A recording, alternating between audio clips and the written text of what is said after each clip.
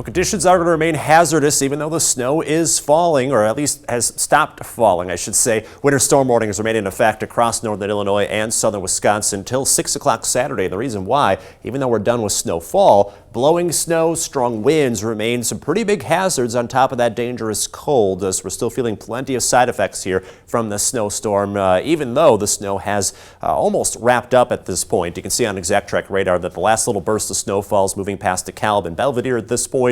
Will be near Lake Geneva, McHenry over the next hour, and then leaving from there. Everywhere else is dry but just windy, and that's going to be definitely the big travel headache as we go throughout the rest of the night into tomorrow morning and tomorrow night too. So you look at the wind gusts up to about 40 miles per hour in some spots like Rockford right now. That's going to cause a lot of blowing and drifting snow. It's going to be hard to see.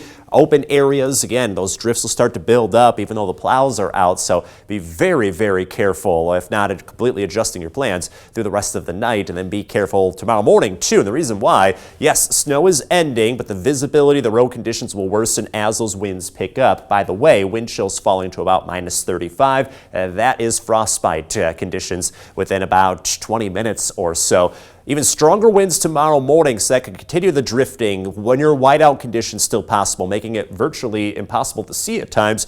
And then we've got that power outage potential, so that is another threat to watch out for. Wind chills staying right near minus 30.